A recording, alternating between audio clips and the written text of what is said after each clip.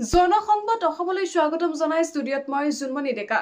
ইছলাম ধৰ্মৰ লোকৰ বাবে ভাল খবৰ। 9, 10 আৰু 11 ফেব্ৰুৱাৰীত অনুষ্ঠিত হ'ব ইজতেমা। মধ্য অসমৰ প্ৰায় 10খনকৈ জিলাৰ হাজাৰ হাজাৰ ইছলাম ধৰ্মৰ লোক একত্ৰিত হ'ব এই ইজতেমাত। আজি মধ্য অসমৰ কচুৱাত ইজতেমাৰ পেণ্ডেলৰ লাইখুটা স্থাপন অনুষ্ঠানত অসমৰ হাজাৰ হাজাৰ ইছলাম ধৰ্মৰ লোকৰ সমাগম হয়। লাইখুটা স্থাপন অনুষ্ঠানত লাইখুটা স্পৰ্শ কৰিবলৈ হাজাৰ হাজাৰ ইছলাম ধৰ্মৰ লোক সমবেত হোৱা দেখা যায় নগাঁও জিলাৰ কচুৱাত। সমাজৰ ব্যাধিকৰণ, মাদক দ্ৰব্যৰ সেৱন, জুৱা, নাৰী নিৰ্যাতন, ধৰ্মীয় কুসংস্কাৰ, দেশ আৰু চৰকাৰ বিৰোধী কাৰ্য আদিৰ দৰে ব্যাধিকৰণৰ বিৰুদ্ধে এখন সুস্থ নিকা সমাজ গঠনৰ উদ্দেশ্যে অনুষ্ঠিত হ'ব এই ইজতেমা। লাইখুটা স্থাপন অনুষ্ঠানত উপস্থিত থাকে বিশিষ্ট আলিম মুফতি আব্দুল কৰিম চাহাব, গণ্যমান্য আলিমসকল আৰু প্ৰায় 10খনকৈ জিলাৰ হাজাৰ হাজাৰ ইছলাম ধৰ্মৰ লোকসকল। ويا دافع البليات ادفع عنا البلاء والمصائب يا الله ويا شافي الامراض اشفي مرضانا ومرضى من اوصانا بالدعاء يا الله اپنا فضل کرم دار فرمائیے আজকের মজমার পুনৰবাৰ জনসংবাদ অসমৰ দৰ্শকসকলক জনাইছো 9, 10 আৰু 11 ফেব্ৰুৱাৰীত অনুষ্ঠিত হ'ব ইজতেমা। মধ্য অসমৰ প্ৰায় 10খনকৈ জিলাৰ হাজাৰ হাজাৰ ইছলাম ধৰ্মৰ লোক একত্ৰিত হ'ব এই ইজতেমাত। আজি মধ্য অসমৰ কচুৱাত ইজতেমাৰ পেণ্ডেলৰ লাইখুটা স্থাপন অনুষ্ঠানত অসমৰ হাজাৰ হাজাৰ ইছলাম ধৰ্মৰ লোকৰ সমাগম হয়। লাইখুটা স্থাপন অনুষ্ঠানত লাইখুটা স্পৰ্শ কৰিবলৈ হাজাৰ হাজাৰ ইছলাম ধৰ্মৰ লোক সমবেত হোৱা দেখিবলৈ পোৱা যায় নগাঁও জিলাৰ কচুৱাত।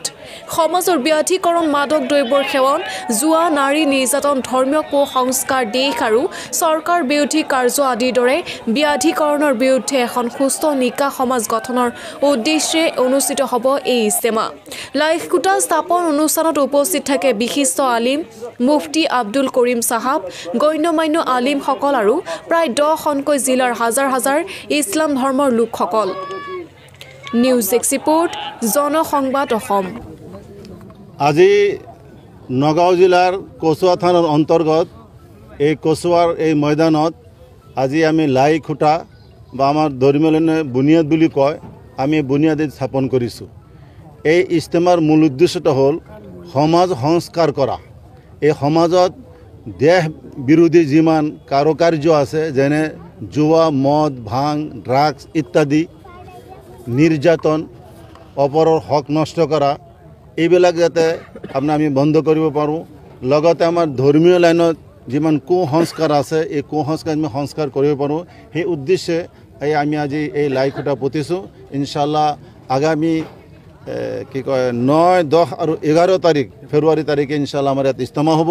এই ইজতেমাৰ পৰা ইনশাল্লাহ হাজাৰ হাজাৰ মানুহ ইনশাল্লাহ আল্লাহ ৰাস্তাত ওলাব। 3 দিন তিন চিল্লাৰ কাৰণে তেওঁলোক গৈ আত্মশুদ্ধিৰ মেহনত কৰিব। যেতিয়া নিজে আত্মশুদ্ধি কৰি ল'ব, নিজে সংস্কাৰ হ'ব, সংস্কাৰ হৈ গাঁৱৰ বেলেগ মানুহকে সংস্কাৰ কৰিব পাৰিব। সেই উদ্দেশ্যে আজি প্ৰায় হাজাৰ হাজাৰ মানুহ আজি ইয়াত আহিছে। আমি ভাবিছিলোঁ যে 200-300 মানুহ আহিব এই লাইখুটি পতাত, দেখা গ'ল কেইবা হাজাৰো মানুহ আহি গৈছে। গতিকে আমি আশা কৰিব পাৰোঁ যে অহা ইজতেমাত ইনশাল্লাহ লাখ লাখ মানুহ হ'ব।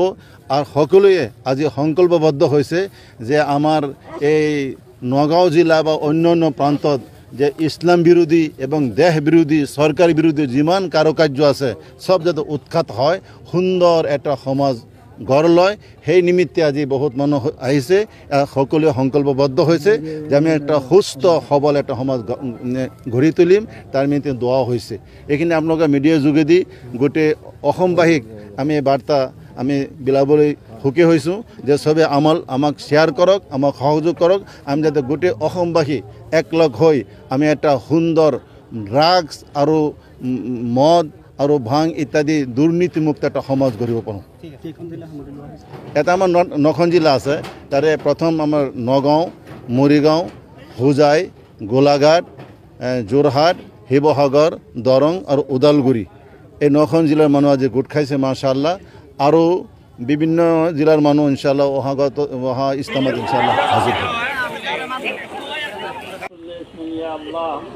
لا تدع لنا ذنبا إلا غفرته ولا كرما إلا نفسته ولا حاجة هي لك الظن إلا قضيتها يا الله. يا قاضي الحاجات في حاجاتنا يا الله، ويا دافع البليات ادفع عنا البلاء والمصائب يا الله، ويا شافي الأمراض اشفي مرضانا ومرضى من أوصانا بالدعاء. يا الله اپنا فضل کرم دار فرمائیے. عسکری مجمع اپنے فضل قبول فرماؤ.